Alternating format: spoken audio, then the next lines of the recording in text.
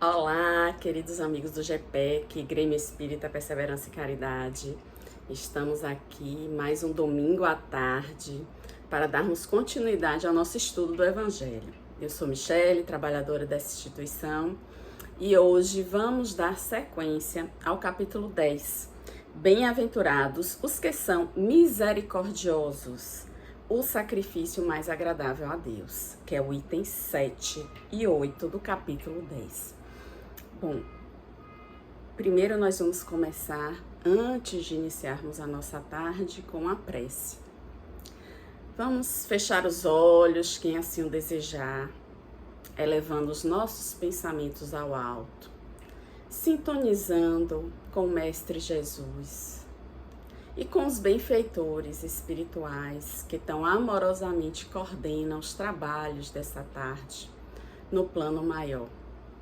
Amado Mestre Jesus, que possa, Senhor, nos intuir, nos abençoar, para que possamos dar continuidade mais uma vez à nossa colaboração nesse pequeno trabalho para estudar Tua tão grandiosa palavra, Senhor, do Evangelho. Que os bons Espíritos possam nos intuir e nos inspirar, e que possamos estar em sintonia com cada um aqui presente hoje, nesta tarde de domingo. Abençoa cada lar, Senhor, cada trabalhador que está conosco nesta tarde. Que assim seja.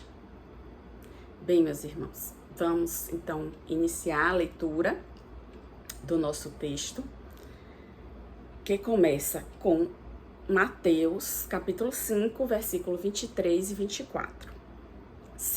O sacrifício mais agradável a Deus é o título do nosso item. Se, portanto, quando fordes depor vossa oferenda no altar, vos lembrardes de que o vosso irmão tem qualquer coisa contra vós, deixai a vossa dádiva junto ao altar, e ide, antes reconciliar-vos com o vosso irmão. Depois, então, voltai a oferecê-la. E em seguida temos o comentário de Kardec no item 8, para quem está acompanhando de casa. Quando diz, abre aspas, ide reconciliar-vos com o vosso irmão antes de depordes a vossa oferenda no altar, fecha aspas, Jesus ensina que o sacrifício mais agradável ao Senhor é o que o homem faça do seu próprio ressentimento, que antes de se apresentar para ser por ele perdoado, precisa o homem haver perdoado e reparado o agravo que tenha feito a alguns de seus irmãos. Só então a sua oferenda será bem aceita, porque virá de um coração expungido de todo e qualquer pensamento mau. Ele materializou o preceito, porque os judeus ofereciam sacrifícios materiais, cumpria-lhe conformar suas palavras aos usos ainda em voga. O cristão não oferece dons materiais, pois que espiritualizou o sacrifício. Com isso, porém, o preceito ganha ainda mais força. Ele oferece sua alma a Deus e dessa alma tem de ser purificada. Entrando no templo do Senhor, deve ele deixar fora todo sentimento de ódio e de animosidade, todo mau pensamento contra o seu irmão. Só então os anjos levarão a sua prece aos pés do Eterno. Eis aí o que ensina Jesus por estas palavras. Abre aspas, deixai a vossa oferenda junto do altar e ide primeiro reconciliar-vos com o vosso irmão, se quiserdes ser agradável ao Senhor. É um trecho curto, mas com bastante significado. Aqui eu queria destacar algumas palavras, utilizadas por Kardec. Sacrifício, oferenda, altar, ressentimento e perdão. Quando a gente lê o título do capítulo, sacrifício mais agradável a Deus, não raro a gente se pergunta, qual seria esse sacrifício? Kardec destaca aqui essa questão do sacrifício, porque por milênios a humanidade sacrificou coisas físicas, Muitas vezes os povos mais antigos sacrificavam pessoas virgens, crianças, pessoas muito belas aos deuses, num sentido de apaziguar esses deuses das forças da natureza ou para ganhar guerras. Então sempre houve essa relação de troca. E os judeus, apesar de serem monoteístas, trouxeram arraigados esses conceitos. Então tem a cultura do sacrifício do animal. O animal ele tinha que ser um animal limpo, sem manchas, geralmente eram animais alvos, brancos. E eles colocavam a mão diante do altar, em sacrifício, colocavam a mão sobre a cabeça do animal e transferiam ao animal todos os seus pecados para que esses fossem expiados. Daí a gente tem o termo, né, que é utilizado, o bode expiatório. E esse animal não podia ter nenhuma mancha, teria que ser, geralmente era uma pomba ou um cordeiro. A própria história da Bíblia começou com um sacrifício.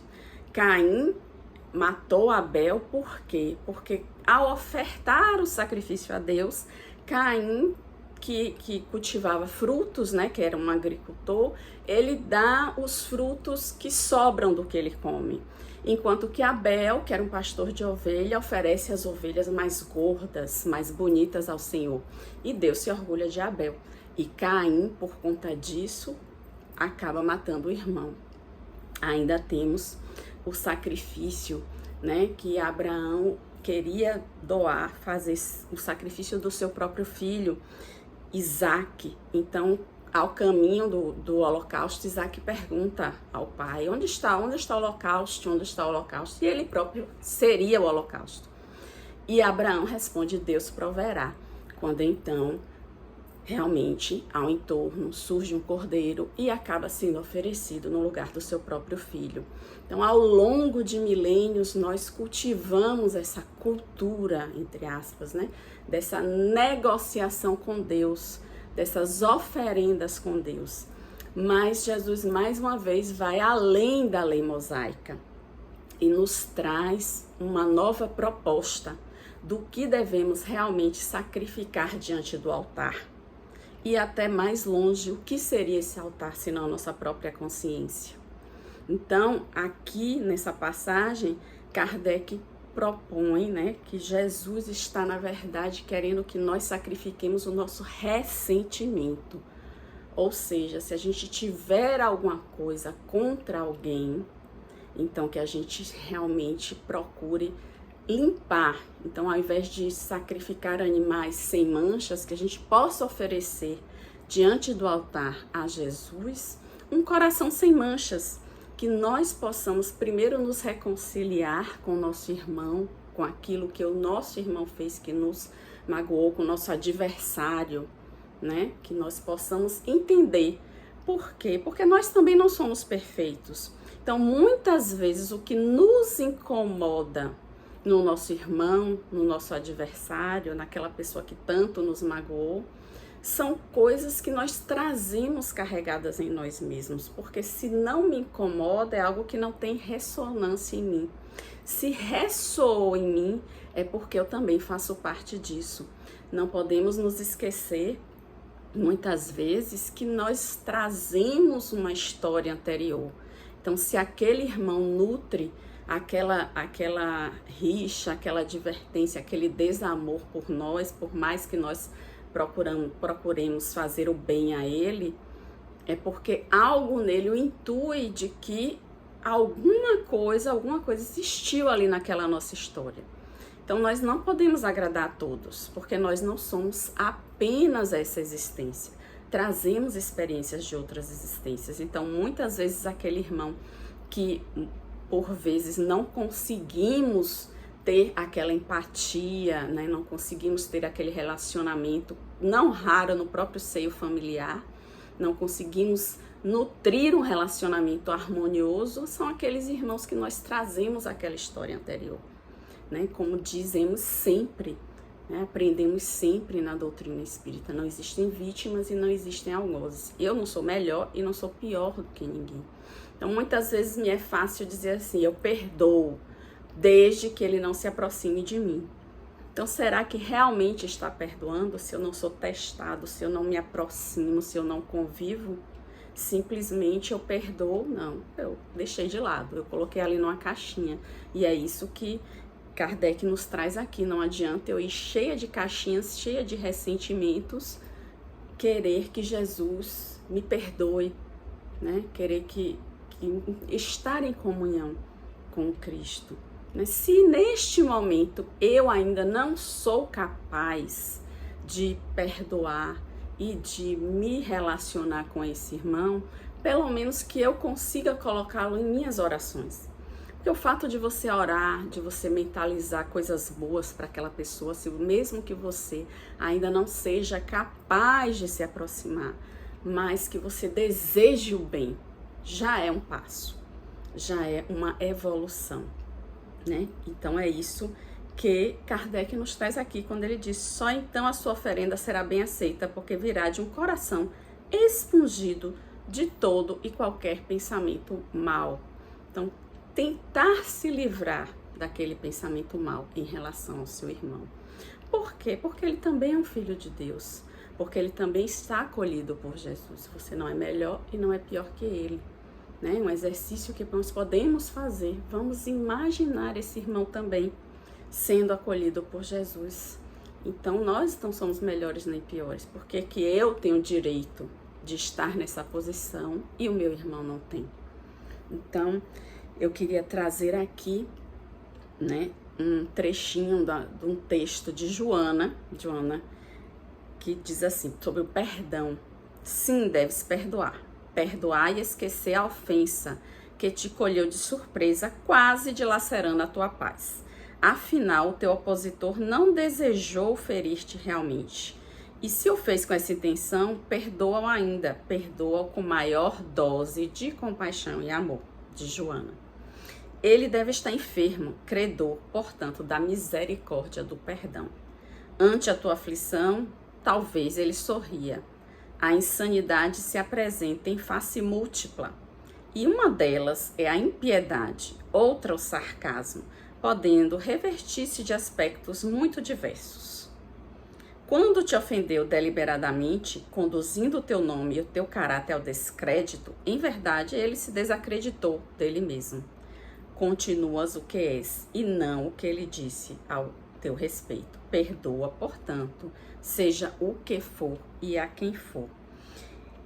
No livro Jesus no Lar, né, tem uma passagem de Sara. Sara era a esposa de um criador de cabras e ela, né, pergunta a Jesus uma coisa que a gente muitas vezes se pergunta também, né? Sara era esposa de Benjamim, aqui no livro, né? Criador de cabras, e ela pergunta, né? A ideia do reino de Deus em nossas vidas é realmente sublime. Todavia, como iniciar-me nela? Temos ouvido as pregações e logo sabemos que a Boa Nova aconselha, acima de tudo, o amor e o perdão, né? E Sara pergunta para Jesus o que fazer para alcançar isso, né? O genuíno amor e o genuíno perdão em relação ao próximo, né? E Jesus, como sempre, ele colhe daquele ambiente onde a pessoa vive, porque fica mais fácil de entender. E Sara, como uma esposa de um criador de cabras, ela lidava muito com o leite. Então, Jesus pergunta, né? Sara, qual é o serviço fundamental da tua casa? É a criação de cabras, redarguiu interpelada curiosa. Como procedes para conservar o leite inalterado e puro no benefício doméstico? Senhor, antes de qualquer providência, disse Sara, é imprescindível lavar cautelosamente o vaso em que ele será depositado. Se qualquer detrito ficar na ânfora, ou seja, no vaso, em breve todo o leite se toca de franco azedume e já não servirá para os serviços mais delicados. E Jesus sorriu e explanou. Assim é a revelação celeste no coração humano. Se não purificamos o vaso da alma, o conhecimento, não obstante superior, se confunde com as sujidades de nosso íntimo. como que se degenerando, reduzindo a proporção dos bens que poderíamos recolher. Então, a gente não tem como fazer uma oferenda, né, digna num vaso sujo. Nós precisamos primeiro purificar esse vaso, primeiro nos livrarmos de todo o ressentimento, que são as sujidades que estão nesse vaso, para então ofertarmos esse vaso a Jesus. E é isso que eu queria deixar aqui, meus irmãos, que possamos cada vez mais, por mais difícil que seja, tentar, né, nos purificarmos, nos livrarmos de tanto ressentimento que nós por vezes nutrimos contra tantos irmãos, quando formos orarmos e ofertarmos, né, essa genuína intenção de mudar a Jesus, para que as nossas preces cada vez mais sejam preces verticais, que alcancem cada vez alturas maiores e que possamos nos melhorar na senda dessa nossa evolução, para que possamos praticar a verdadeira reforma íntima. É com essas breves explanações que eu concluo hoje o nosso estudo do Evangelho e vamos encerrar essa tarde de hoje com mais uma oração. Vamos fechar os olhos, quem assim o desejar, sintonizando o Mestre Jesus, e que nosso Mestre possa nos abençoar, nos dar uma semana produtiva, tranquila, cheia de paz, que possamos vibrar por todos aqui presentes, por todos os trabalhadores do GPEC, por nossos familiares, por nossos amigos, por nossa cidade, por nosso país, e que possamos nos reunir no próximo domingo com o mesmo propósito, de estarmos em sintonia e elevados, cultivando a palavra do Evangelho. Que assim seja. Muito obrigada, muita paz.